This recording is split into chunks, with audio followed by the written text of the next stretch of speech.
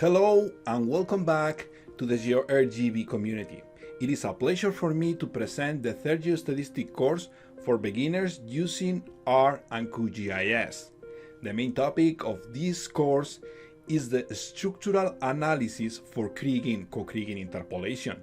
Like the previous courses, the main goal of this course is to learn the basics and fundamentals of the geostatistics using R integrated in QGIS.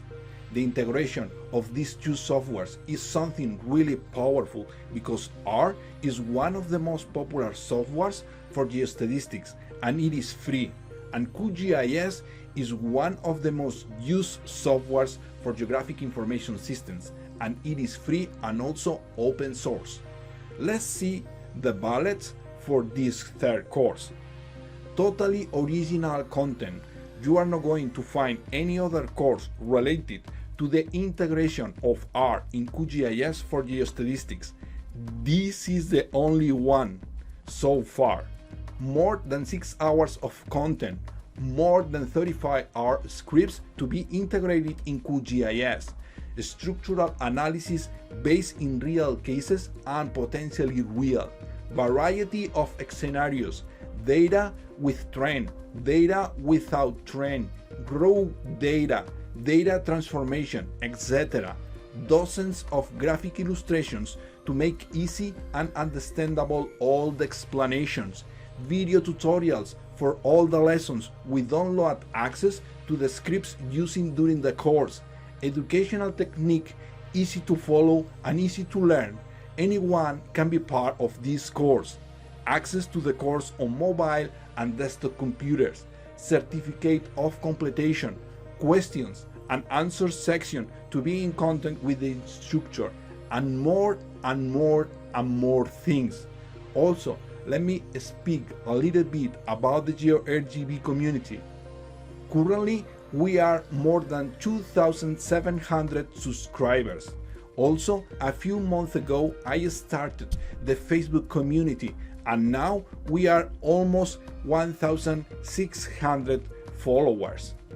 At the beginning of this year, I started the e-learning platform at gscourse.online, and now we are more than 600 students. Okay, let's see an introduction about this third course.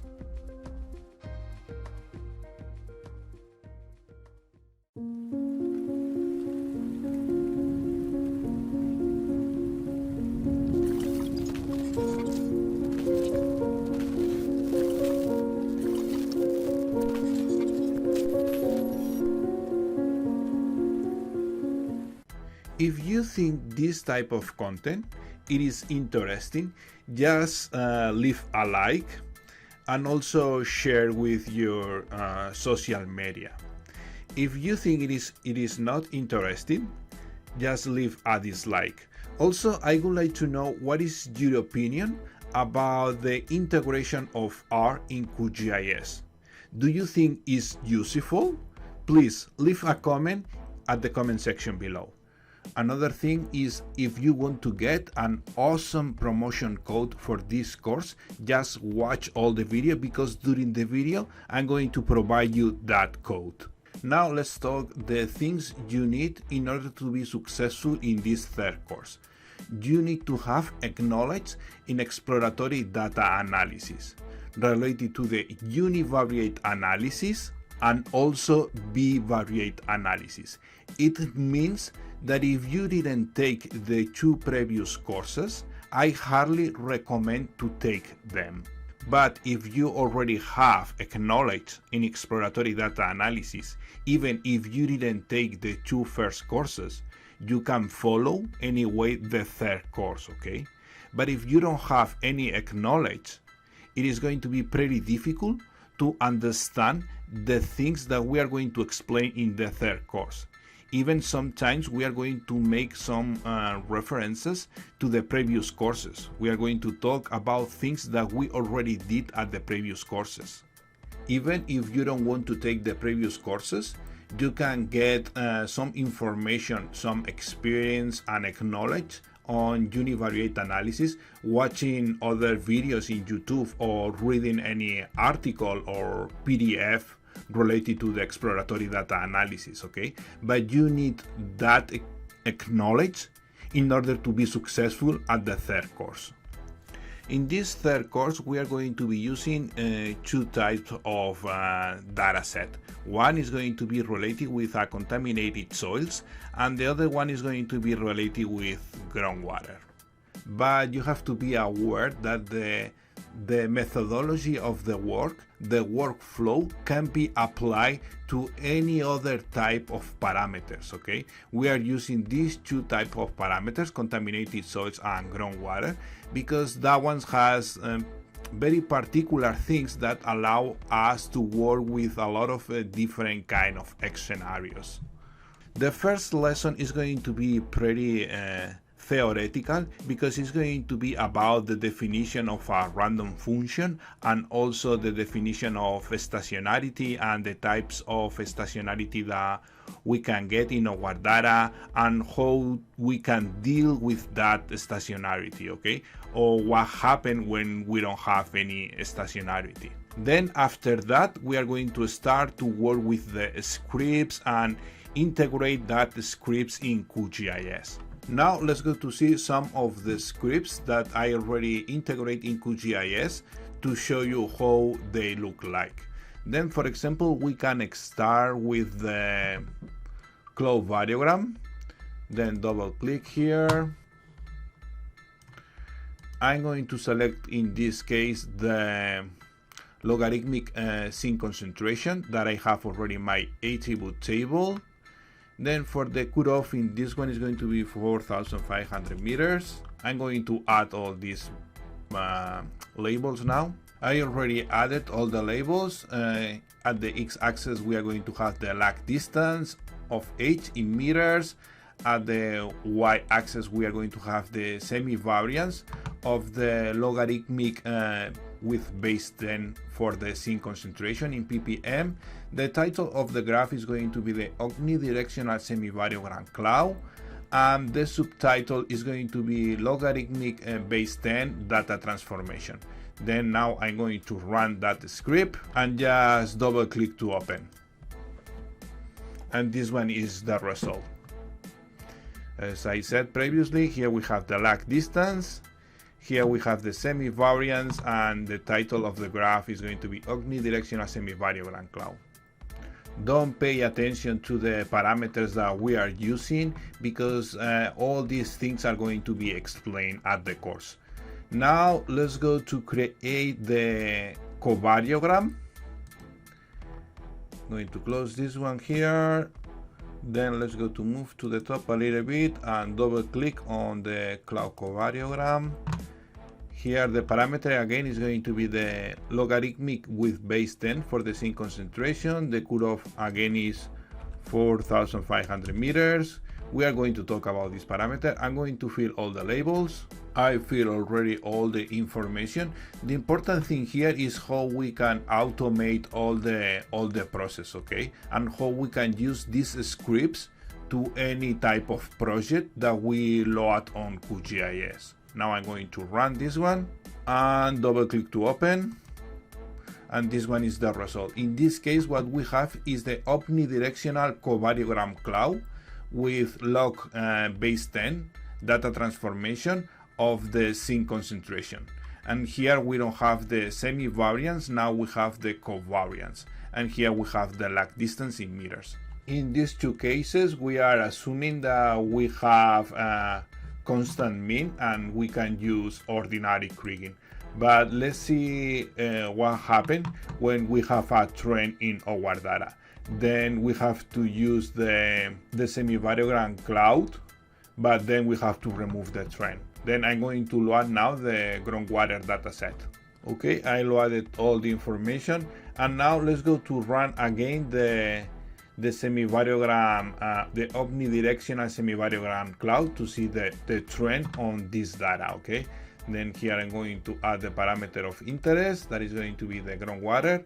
Here the cutoff is going to be 450 meters, and I'm going to fill all these labels over here. Okay, now I'm going to run this script. Now double click to open, And this is the result we have. Here we have the omnidirectional semi-variogram cloud is for the raw data because we didn't make any transformation in our data. Here we have the lag distance in meters, and here we have the semi-variance related with the groundwater elevation in meters. And as you can see, the trend in this omnidirectional semi-variogram cloud, it's pretty evident. Then the next step is remove the trend, and in order to do that one, we are going to use another script that is going to be semi-variogram cloud, the trend first order surface. Okay, this one over here, and that's the script that we are going to use when we are working with universal Kriging, right? Because we have a trend, and with universal Kriging, the trend is removed automatically, okay? Then here we are going to use the parameter of interest, groundwater. Here we are going to use the independent variable, the dependent variable. As I said, don't be worried about all these variables because we are going to be talking about these variables at the course, okay? The cutoff is going to be 450 meters, and now I'm going to fill all this information. Then now we can run and double click to open. And what we have here is the omnidirectional semi-variogram cloud. And the subtitle is going to be residual values, the trend first order trend surface. And here what we have is the semi-variogram for the residuals for the groundwater elevation in meters, and here we have the lag distance of h in meters, okay? And as you can see now, we remove the trend. We don't have trend as we have here, but when we are using that script, we can remove the trend, and this one is the result. Then at the course, I'm going to be showing how you can create different scripts to remove different trends, okay? In this case, we have first order and second order. These the most common ones, but if you know how to deal with the formulas, you can remove any type of trend in your data. Then also here we have several scripts to extract the information that we have here. For example, this one, the lag distance and the semi-variance for the groundwater. Then in this case is going to be the first script, this one over here. Double click. This layer loads automatically because it's the only vector layer that we have here at the panel. Then the parameter in this case is going to be the groundwater. The cutoff is going to be 450. Then we have to save the file in a folder. Save, and now we can run the script. And now, as you can see, the table is loaded over here. Then we can open.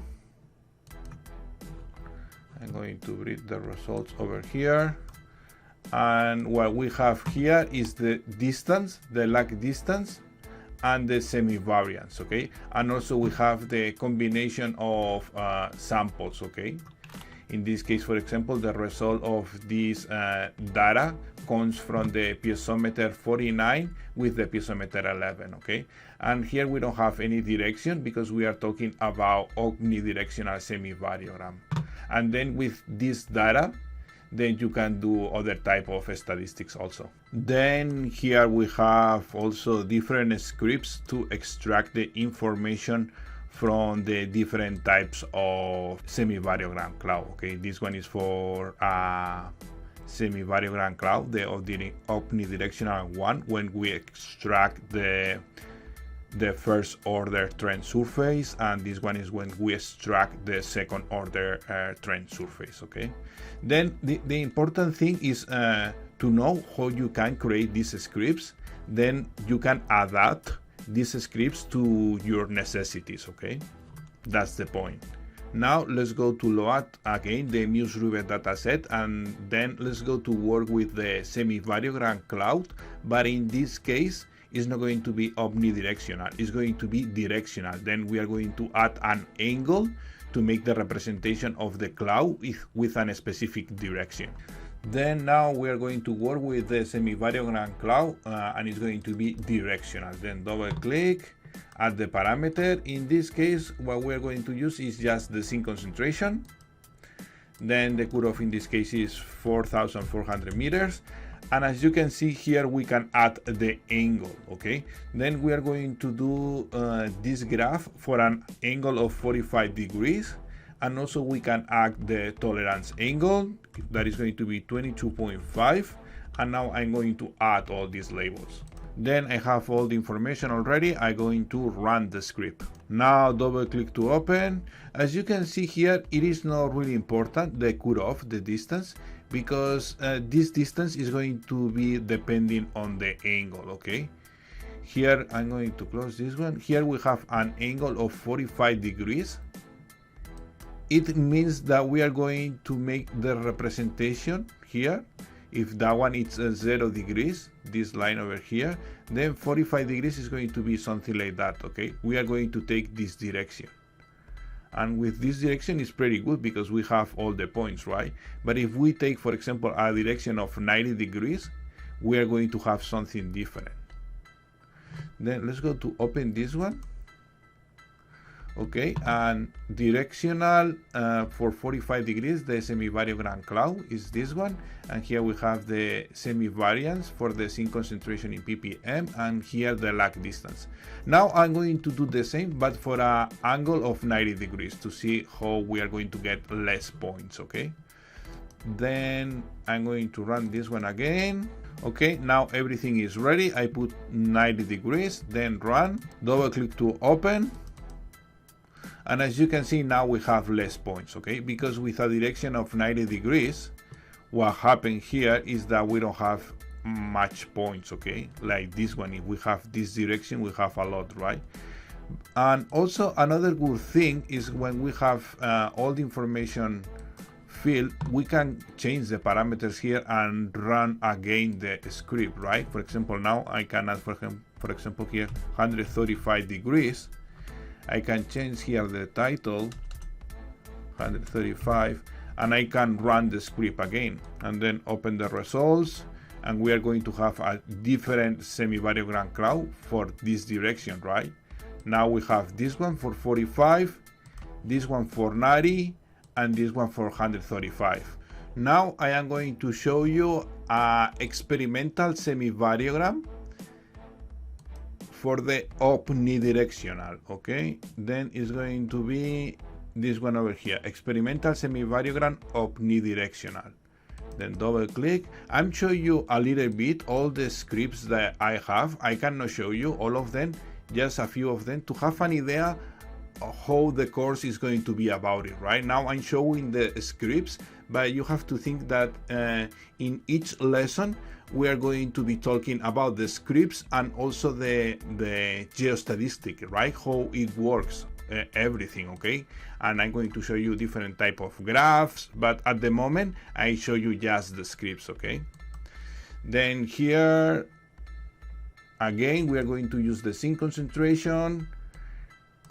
I'm going to add here the cutoff 4,500 meters, and here we have a new parameter that is going to be lag, that we are going to talk about this parameter. This one is really important. We are going to be talking during the course, and in this case I'm going to add, for example, 200 meters, and I'm going to add the rest of the parameters.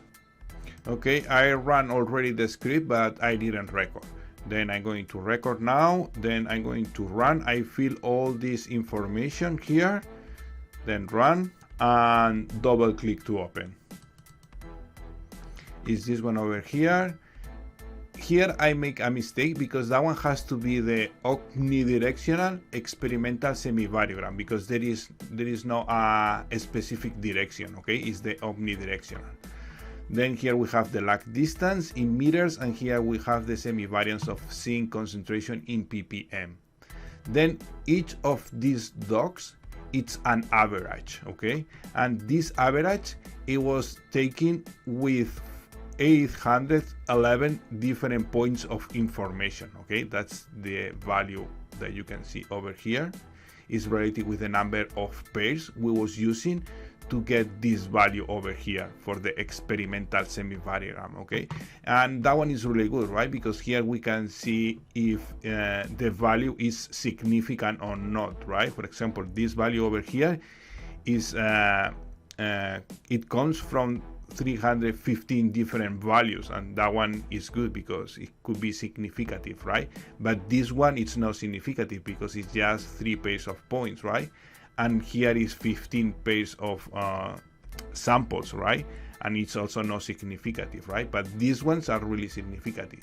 Then also, if we go to QGIS again, here I added the table that you can see all this information, right? Here you have the number of pairs, here you have the distance, the lag distance, and also here you have the semi-variance, okay? Because it's gamma. And we don't have any angle because we are talking about omnidirectional semi-variable. Also, for example, now if you want to analyze other different parameters, you can take here, select, for example, cadmium, and run again and do the same, right? And then you are going to have the omnidirectional experimental semi-variogram for a cadmium, okay? Let's go to open. I didn't change the information here, but you know it's for cadmium. And now this is the experimental semi-variogram for this one. Now we are going to do the same, but in this case we are going to create the directional one, okay? Then it's going to be this one, experimental semi-variogram directional. Double click to open. We are going to do the zinc concentration again. The cutoff is going to be 4,500 meters. The bin in this case for the direction is going to be 90 degrees. And the tolerance angle is going to be 22.5, and the lag distance is going to be 200 meters as before. Now I'm going to fill all this information. Okay, that is ready to run, and now we can open. And as you can see, even I put 4,500 meters, it gets until 2,000, and that's because of the angle of the bin, okay, that is 90 degrees. And we have here the same information, but in this case now is a directional one.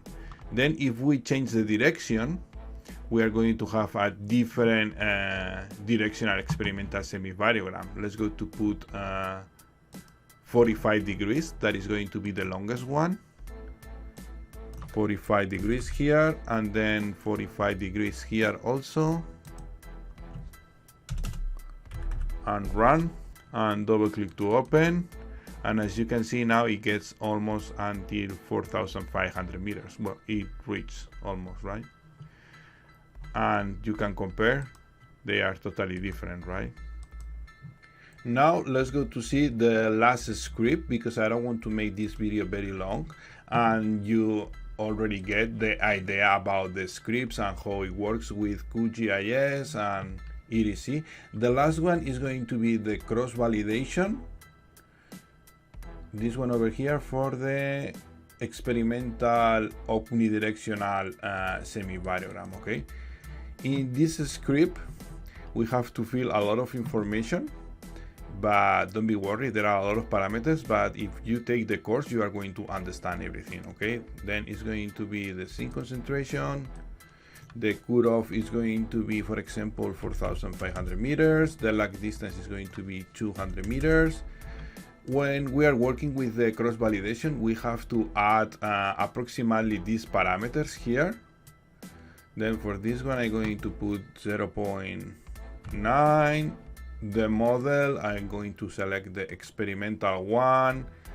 The range, I'm going to say, for example, around 2000. The nugget, I'm going to say 0.05.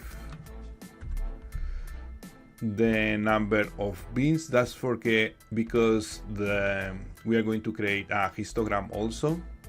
The number of bins, I'm going to put 12, and we can put the title of the graph that at the moment I'm going to put just cross validation. But in this case is the cross validation that is related with the leave one out, okay? Then I'm going to run this script. Also here I added at the end a series of values that is interesting related with the cross validation, okay? Then double click to open, and this one is the result for the cross validation, okay? We have a bubble map related with the residual values for the cross validation. Also we have a QQ plot to see if the data follows the normality of the distribution. Also, we have the histogram to see if the histogram is normally distributed. And also here we have a graph to compare the ideal X scenario with the X scenario we get with our data, okay? And that's it related with the scripts. I want to make a clarification because here before I set for the model experimental and this one is exponential, okay? I was talking too much about experimental and I was not aware that I made that mistake, okay? This is for the different models, exponential, spherical, Gaussian, and etc. Then in total, at the moment I have more than 35 scripts to be used for this course. I show you some of them, but there are a lot, okay, to create a variography, also to plot a graph for 4 directions for the experimental semi-variogram, and you know we can deal with different kind of trends. Okay, there are a lot of information that we are going to use in this course. The total hours of content for this course, as I said at the introduction, is going to be at least 6 hours, but could be longer. And I'm going to make around 6-7 lessons for this course approximately, okay? And at the beginning I'm going to load the course just with the introduction and the 2 first lessons. Then I'm going to try to load 1 new lesson per week approximately. The final price of the course, it will be around 60-70 USA dollars, but at the beginning, as the course is not finished, that I'm going to be adding some lessons, I'm going to put a lower price. It's going to be around $40. But for the people who get registered at the first 2 weeks, I'm going to give you a promotion code that you are going to get a $10 of discount. Then for the first 2 weeks, the price is going to be $30. Then as I added new lessons, the price, it is going to be increasing little by little until the end of the course. Then at the end of the course, we are going to have the final price that, as I said, is going to be around $60 or $70, okay? Also, for each lesson, I'm going to load a summary in YouTube. It's going to be a video tutorial, very short, about what we did in each of the lessons. Then if you are not sure about buying the course or not, you can check that summaries to make sure that the course is what you are looking for. Remember that you can access to the course at the GeoRGB Community website at gscourse.online. Then go to courses and select the course you want. Well, that's it, everything. If you have any question, just leave the question at the comment section and see you on the next video. Thank you for watching.